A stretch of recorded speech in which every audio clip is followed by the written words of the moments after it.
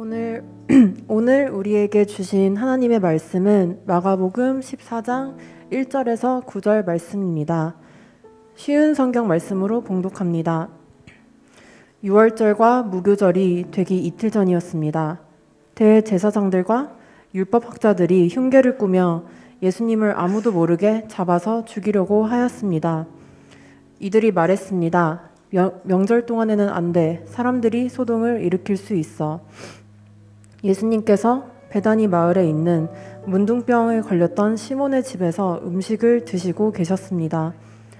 한 여자가 매우 비싼 나드 향유 한 병을 가지고 왔습니다.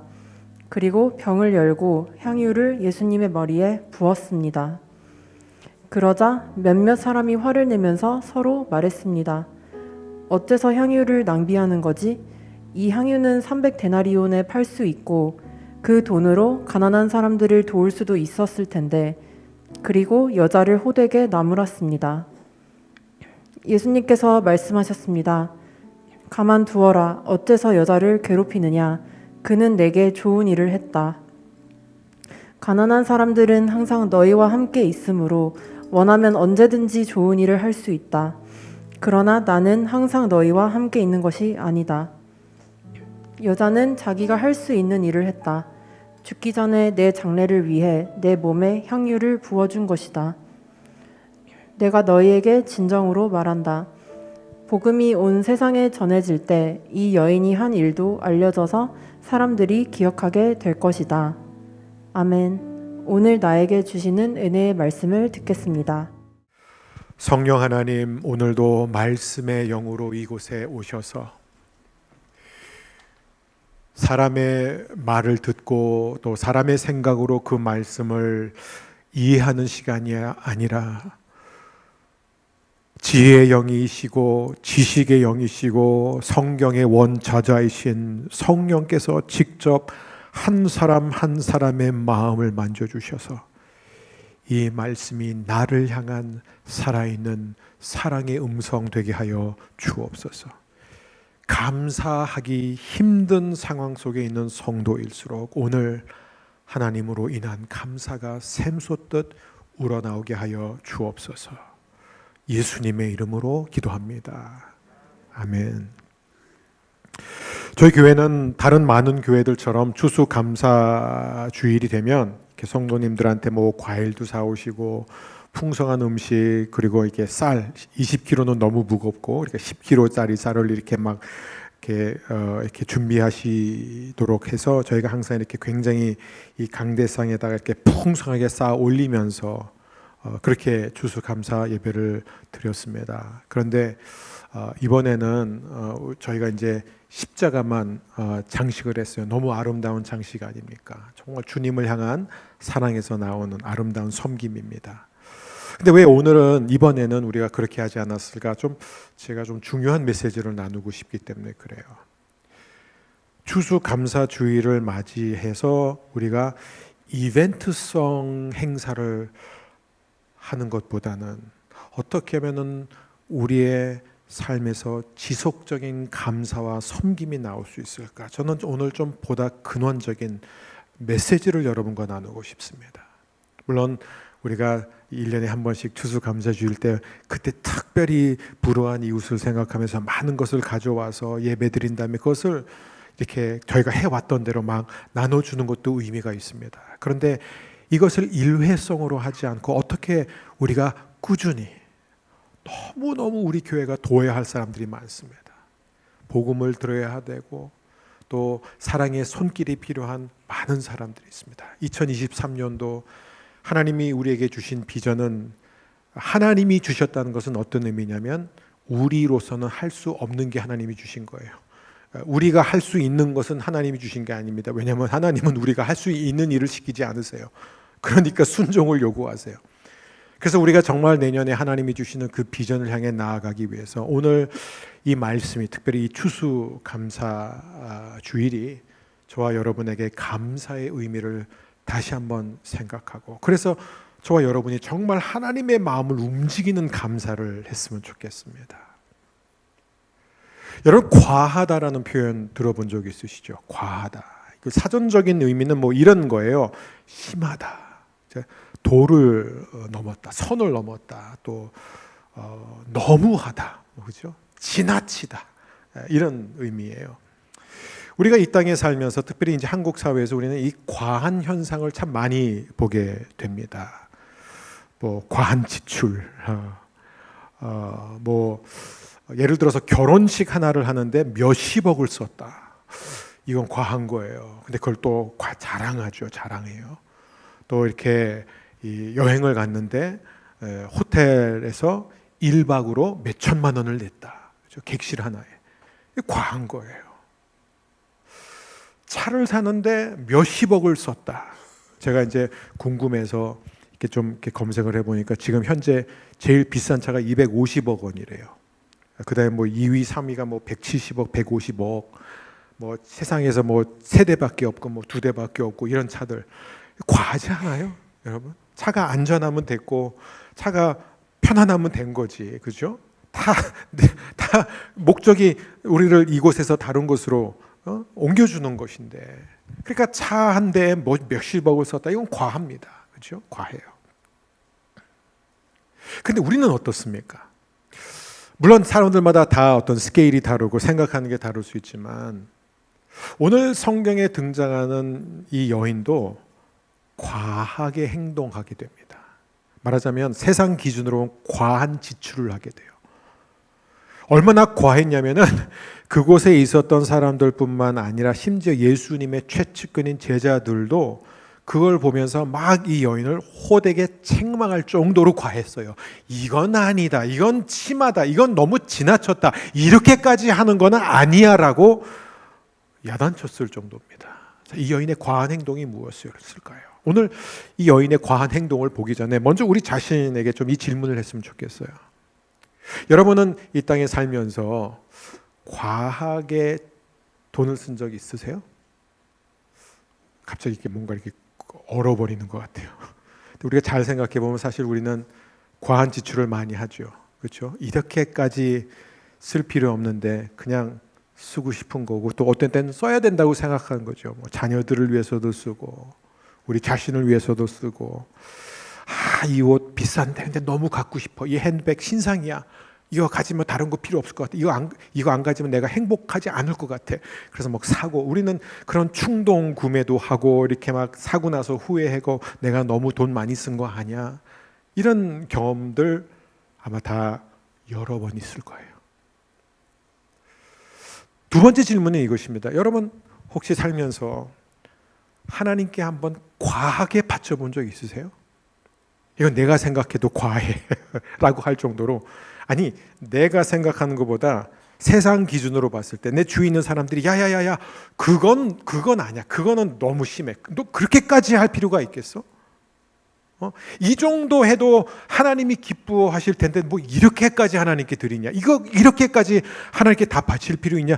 여러분 혹시 여러분의 삶 가운데 이게 꼭 물질이 아니더라도요 정말 하나님께 과하게 드린 경험이 있으세요? 제가 제 삶을 돌이켜보면 이렇게 여러 번 있지 않아요.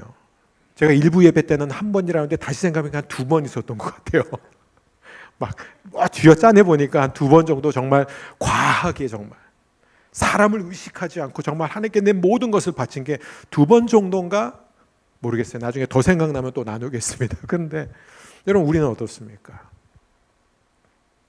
제가 전에 이제 어떤 교회를 갔어요. 큰 교회입니다. 근데 그 교회에 이제 카우치가 되게 많았어요. 소파들이 되게 많았는데, 미국에 있었던 교회예요. 와, 소파가 뭐 종류별로 다 있었어요. 거기서 이제 사람들이 이제 약간 라운지처럼, 휴게 공간처럼 이렇게 막 앉는 곳이고, 뭐 기도도 하고 교제도 하고 이런 곳인데, 와, 근데 이 소파들이 어떤 건 가죽이고 어떤 것은 천이고 어떤 건 좀 촌스럽고 어떤 거는 되게 색깔이 세련되고 이쁘고 그런데요, 공통점이 뭐냐면 다 너무 더럽다는 거예요. 그래서 제가 물어봤어요. 아니 어떻게 소파들이 이렇게 하나같이 이게 성도들이 이렇게 많이 써서 이렇게 됐냐 했더니, 아니 이 상태로 들어왔대요. 그럼 어떻게 이렇게 들어왔냐더니 성도분들이 기증을 했대요. 그러면서 저는 이제 제가 그때 우리 교회는 그렇진 않아요. 할렐루야.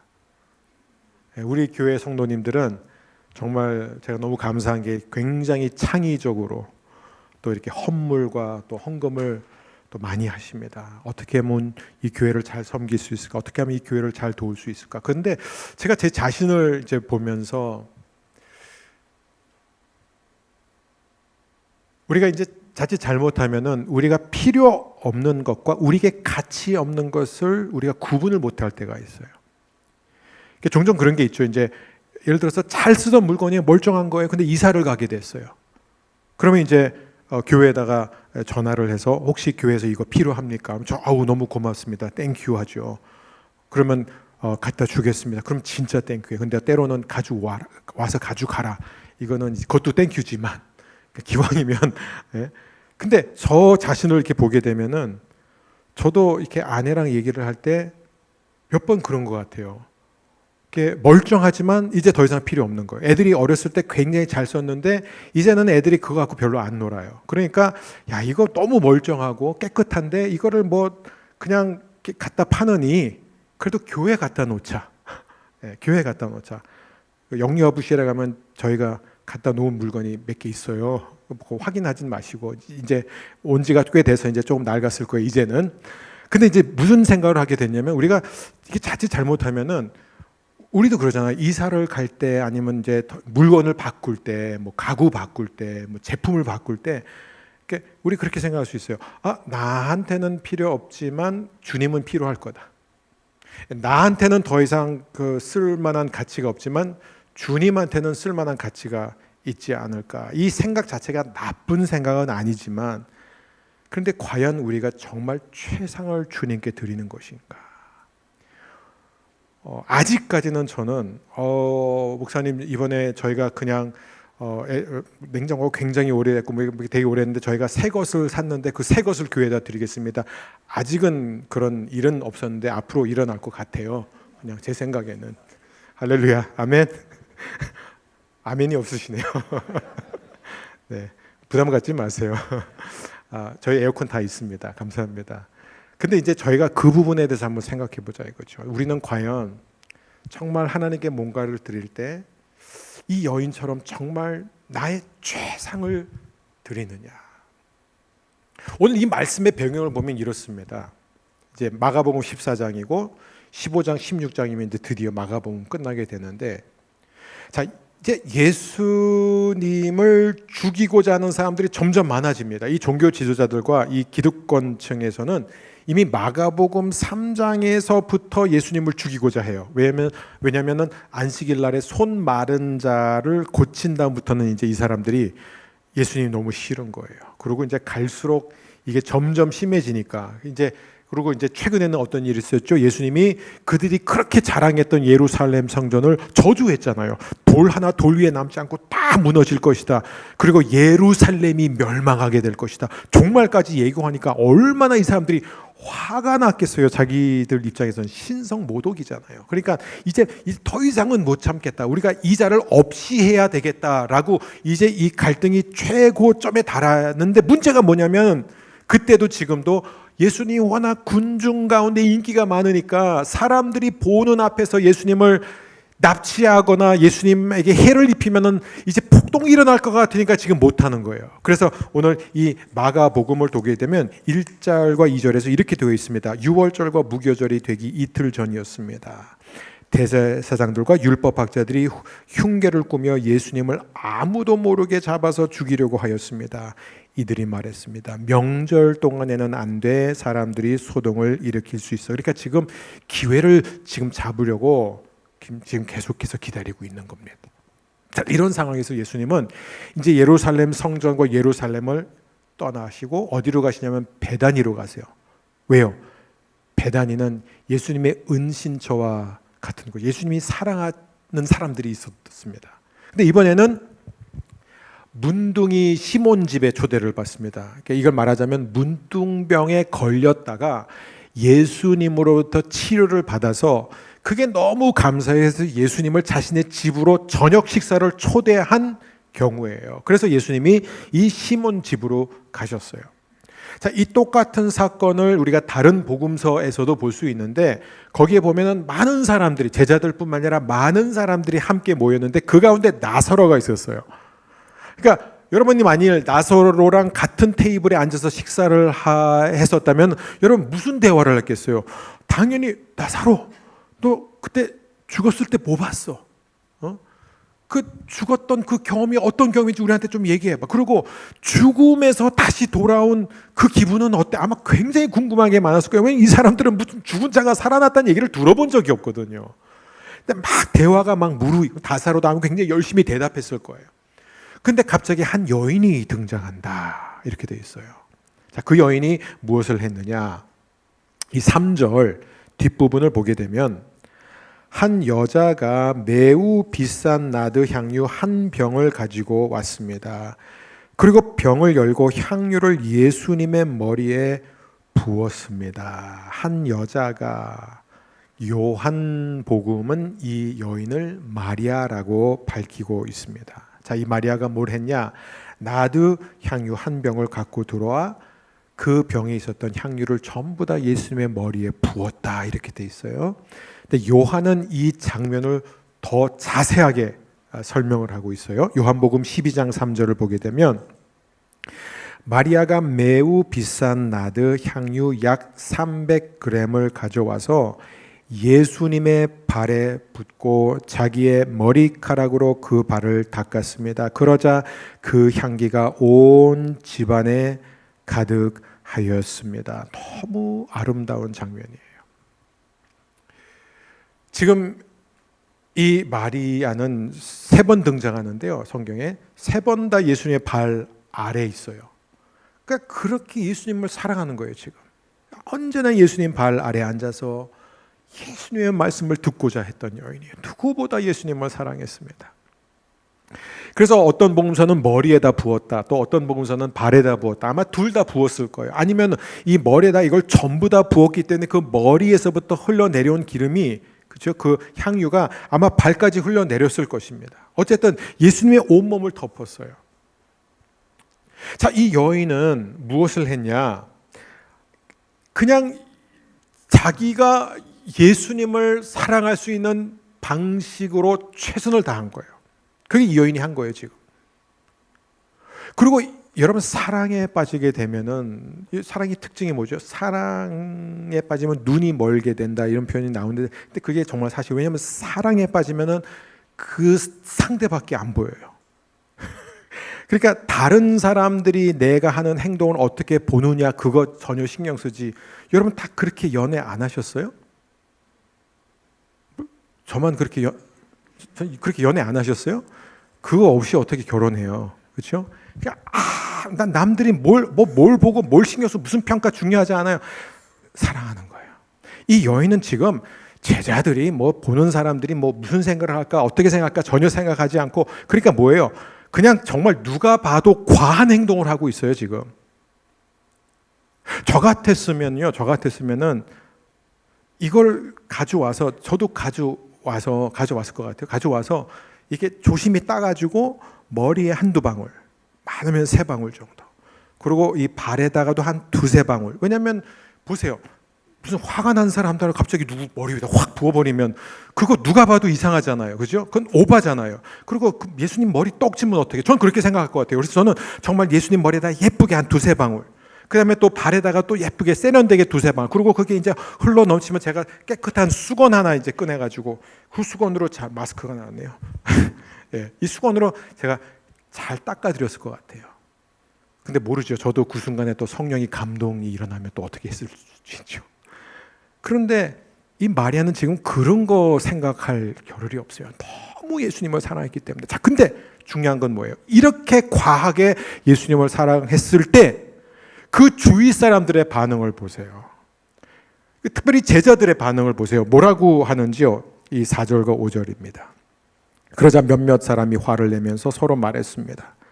어째서 향유를 낭비하는 거지?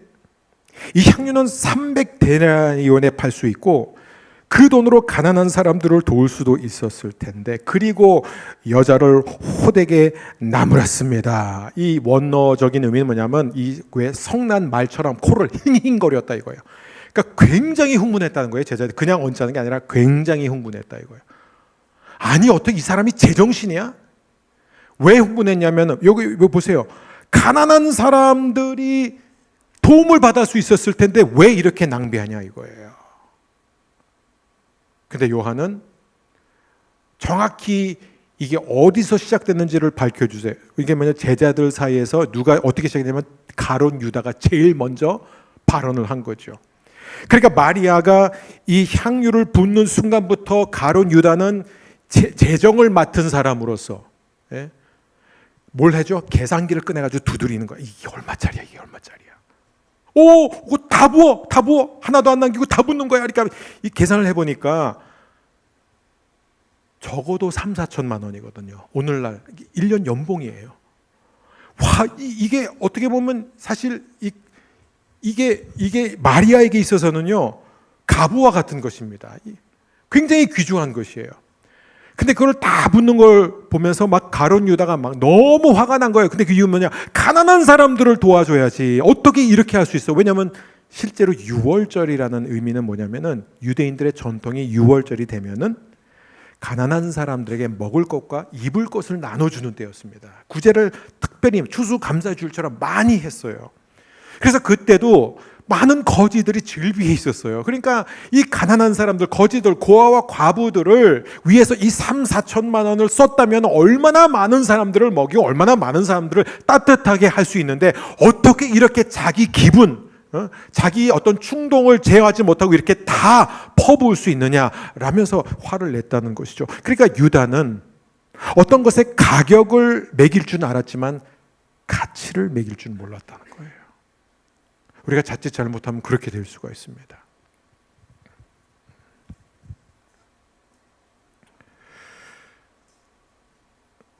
그리고 이 제자들은 그동안 예수님의 가르침을 많이 3년 반 가까이 받아왔잖아요. 그러니까 예수님이 굉장히 가르친 것 가운데 예수님은 가난한 자들과 자신을 동일시하셨어요. 대표적으로 예수님이 참 여러 번 가르치셨는데 여기서 보세요. 예수님이 여기서 하신 말씀의 대표적인 게 마태복음 25장 37절에서 40절입니다. 자, 그때 의로운 사람들이 그에게 대답할 것이다. 주님, 언제 주님께서 배고프신 것을 보고 우리가 음식을 주었습니까? 언제 목마른 것을 보고 마실 것을 주었습니까? 언제 나그네 된 것을 보고 우리가 초대하였습니까? 언제 헐벗으신 것을 보고 우리가 옷을 입혀 주었습니까? 언제 감옥에 있는 것을 보고 또 아프신 것을 보고 우리가 찾아갔습니까? 40절, 그때 왕이 대답할 것이다. 내가 너희에게 진정으로 말한다. 보잘것없는 사람에게 한 일, 곧 너희가 이 형제들 중 가장 보잘것없는 사람에게 한 일이 곧 나에게 한 것이다. 그러니까 이 제자들이 얼마나 그동안 예수님께서 가난한 자들을 살리고 그들에게 정말 친절을 베푸는 것이 중요하다는 걸 알기 때문에 지금 예수님을 대변한다고 생각하면서 흥분하면서 지금 여인을 책망한 거예요. 근데 예수님이 어떻게 하시느냐? 예수님이 바로 개입을 하시면서 이 여인을 변호하기 시작하신다는 거예요. 자, 이 여인을 어떻게 변호하셨을까요? 6절입니다. 예수님께서 말씀하셨습니다. 가만두어라. 어째서 여자를 괴롭히느냐? 그는 내게 좋은 일을 했다. 이 좋은 일을 했다라는 의미는 아름다운 일을 했다라는 거예요. Beautiful. 정말 예수님의 마음을 감동시키는 아름다운 일을 했다. 자, 분명히 세상적인 기준으로 보면 이건 정말 불과 이 향유를 다 붓는데 몇 차 안 걸렸을 거예요. 그 3, 4천만 원어치가 그냥 순식간에 다 땅에 떨어져가지고 금세 다 증발돼 버렸어요. 그것도 또 머리카락으로 닦았어요, 이걸 다. 그죠? 그럼 이건 분명히 낭비죠. 근데 어떻게 이게 예수님한테는 아름다운 것일까? 세 가지 이유 때문에 이 본문에서 우리는 세 가지를 배우게 됩니다. 첫 번째는 뭐냐면 하나님을 향한 깊은 사랑에서 나온 행동이었기 때문입니다. 지금 예수님이 제자들에게 마지막으로 계속 가르쳐주고자 하는 것이 바로 이거예요. 가장 중요한 것은 내 마음과 목숨과 뜻과 힘을 다해 하나님을 사랑하는 것이다. 그리고 두렙돈을 바친 과부를 칭찬하셨잖아요. 자, 그런데 이 여인은, 이 마리아는 어떻습니까? 두렙돈은 세상적인 기준으로 보면 정말 별 가치가 없어요. 그죠? 근데 예수님이 이 두 렙돈을 바친 과부에 대해서는 뭐라고 그랬냐면 이 여인이 바친 것이 다른 모든 부자들이 바친 것보다 훨씬 더 크다라고 말씀하셨어요. 그러고 나서 이제 이 여인이 바친 건 뭐예요? 마리아가 바친 것은 세상 기준으로도 굉장히 큰 돈이에요. 3, 4천만 원이 좋게 돼요. 그렇죠? 그러면 이 큰 것을 보고 예수님이 감동하셨을까요? 아니에요. 예수님이 두 렙돈 과부를 바친 그 여인에게서 감동을 받은 것과 이 여인에서 감동을 받은 것은 똑같은 이유예요. 두 사람 다 마음을 다해 하나님을 사랑하는 그 사랑에서 이것을 바쳤기 때문입니다. 여러분, 고린도 전서는 사랑장이잖아요.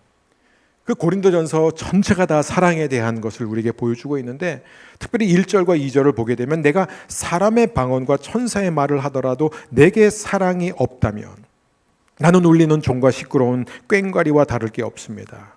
또 내가 예언하는 선물을 받고 모든 비밀과 모든 지식을 헤아리고 또 산을 옮길 만한 믿음을 가지고 있다 하더라도 내가 사랑이 없다면 나는 아무것도 아닙니다. 이제 3절이에요. 잘 보세요. 내가 내 모든 재산을 나누어 주고 내 몸을 불사르게 내어준다 하더라도 사랑이 없으면 내가 얻는 것은 아무것도 없습니다. 그러니까 예수님이 원하시는 것은 여러분의 전 재산이 아니에요. 내가 좀 더 많이 하나님께 드리면 그게 진정한 감사가 아닐까? 거기에 있지 않습니다.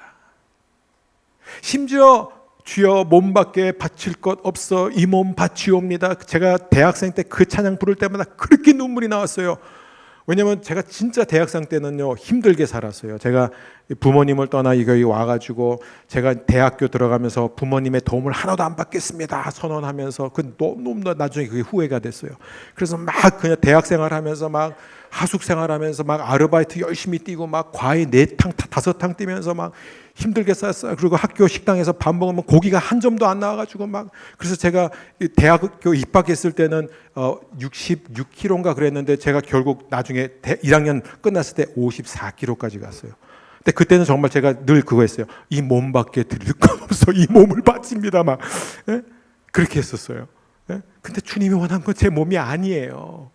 주님이 원하는 것은 저의 마음이에요. 사랑이에요. 저는 우리 허브교회 모든 성도님들이 정말 마음을 하나님께 드릴 수 있게 되기를 바랍니다. 사랑이에요, 사랑. 얼마큼 하나님을 사랑하느냐. 두 번째, 이 여인의 행동이 주님 보시기에 그렇게 아름다웠던 것은 뭐냐면은 이 여인이 즉흥적으로 본능적으로 한 것이 아니라 성령의 감동을 받고 한 것이기 때문이에요. 이게 중요합니다. 자, 예수님이 여인에게 뭐라고 말하냐면 8절 보면 여자는 자기가 할 수 있는 일을 했다. 죽기 전에 내 장례를 위해 내 몸에 향유를 부어준 것이다. 이 여인이 할 수 있는 걸 했는데 그게 뭐냐면 예수님이 죽으시기 전에 그 몸에 향유를 미리 부어줘서 장례를 준비한 것이다. 여러분, 마리아가 예수님의 죽음이심에 대해서 미리 알았을까요? 몰랐어요. 몰랐다고 성경은 계속 강조하고 있어요. 몰랐어요. 제자들도 몰랐고 아무도 몰랐어요. 예수님이 여러 번 말씀하셨는데도 못 알아들었어요, 이게. 그리고 마리아는 남들보다 신앙이 조금 더 좋아서 예수님이 부활하실 거라고 생각했을까요? 몰랐어요. 그냥 슬퍼하면서 무덤에 갔어요. 예수님이 앞에 나타났는데도 눈물이 앞을 가려가지고 예수님을 알아보지 못했어요. 그게 마리아예요. 그런데 왜 예수님은 이 마리아는 나의 장례를 미리 준비한 것이다라고 말할까요? 마리아는 성령의 감동으로 움직이고 있었던 거예요. 여러분, 우리 인생에서 진짜 비극과 안타까움이 뭔지 제 자신의 삶을 보더라도 제일 아픈 게 뭐냐? 성령님의 감동, 성령님이 주시는 마음을 제가 너무 자주 무시했다는 거예요. 그건 전 너무 비극이라고 생각해요. 성령께서 우리에게 어떤 감동을 줘요. 우리가 도울 수 있는 어떤 사람에 대해서, 또 우리가 용서해야 되는 어떤 사람에 대해서, 우리가 섬길 수 있는 어떤 일에 대해서. 근데 우리는 뭐예요? 난 못해. 난 시간이 없어. 내가 왜 자꾸 이런 엉뚱한 생각을 하지? 내가 지금 그럴 상황이 아닌데, 내 코가 석자인데, 내가 지금 요즘 그렇게 잘 지내고 있지 않은데 왜 갑자기 이런 생각이 들지? 왜 자꾸 이런 부담이 올까? 근데 여러분, 그게 성령께서 우리에게 주시는 감동이라는 거예요. 마리아는 사실 몰랐어요. 그냥 성령님이 주시는 그 작은 감동을 따라서 그냥 그 순간에 그 성령의 인도를 받고 예수님께 아낌없이 향유를 부은 것뿐인데, 이게 뭐예요? 사실은 예수님의 장례를 준비하는 행위였다는 거예요. 성령님은 어떤 분이냐? 우리 안에 계셔서 우리가 마땅히 빌 바를 알지 못하지만 우리 안에서 말할 수 없는 탄식으로 우리를 위해서 기도하시는 분이에요. 그 성령님이 지금 여러분 안에 계십니다. 근데 여러분, 그 성령님과 사귀어 살고 있습니까? 여러분은 그 성령님과 대화를 하고 있어요? 여러분은 성령님께서 그런 감동을 주실 때 귀를 기울이고 있습니까? 너무나 많은 경우는 그렇지 못해요. 그래서 우리는 끊임없이 성령님을 소멸합니다. 여러분, 우리가 성령의 음성을 듣는다면, 우리가 하나님의 영의 인도를 받는다면 우리의 삶에는요, 정말 이 주님이 보실 때 이 아름다움이 계속해서 퍼져나갈 것입니다.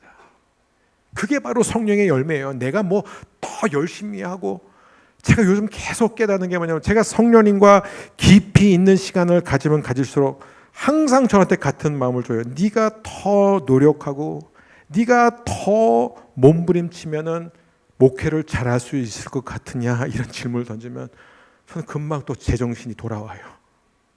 내가 더 노력한다고 해서 되는 게 아니에요. 제가 바랄 수 있는 것은 성령님의 도움을 받는 것뿐입니다. 여러분도 마찬가지예요. 저는 여러분 모두에게 이 성령의 기름 부음이 있기를 바랍니다. 이게 바로 이 본문이 말하는 거예요. 성령께서 나에게 작은 감동을 줄 때, 그러면 우리가 이게 성령이 주시는 감동인지 어떻게 하느냐? 대부분의 사람들은 한 번도 성령님이 주시는 감동을 따라가 본 적이 없어서 잘 몰라요. 근데 여러분, 이렇게 100% 성령의 역사를 분별할 수 있는 기준이 있습니다. 뭐냐면, 내가 하나님을 위해서 뭔가 하고 싶다. 이거 100% 성령의 감동입니다.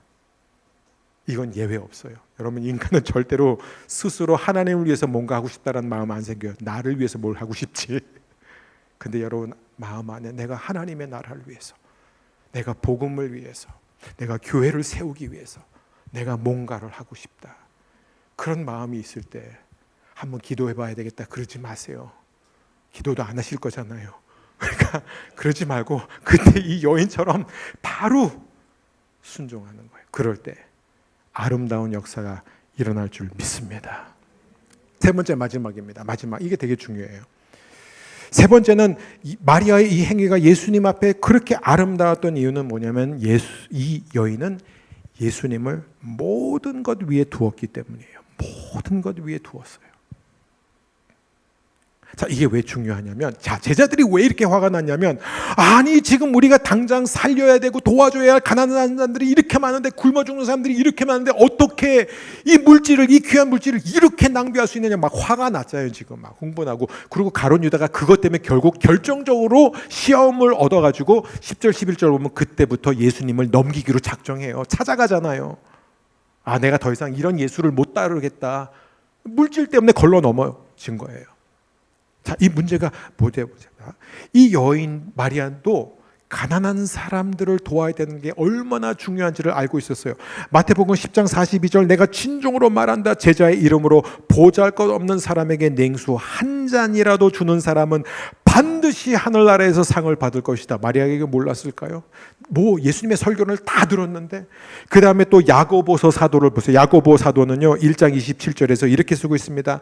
하나님께서 받으시는 경건은 어려운 처지에 있는 고아와 과부를 돌보고 세상의 악에 물들지 않도록 자신을 잘 지키는 것입니다. 하나님께서는 이런 순수하고 깨끗한 신앙을 보십니다. 고아와 과부를 돌보는 것이 하나님 앞에서 깨끗하고 순수한 신앙이라는 거예요. 그거 모르는 사람 없어요. 여러분, 우리가 정말로 거듭난 사람이고 예수님의 제자로 살아간다면요, 가난하고 불우한 이웃을 결코 외면할 수 없습니다.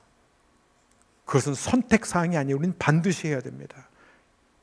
그런데 여기서 중요한 게 뭐냐?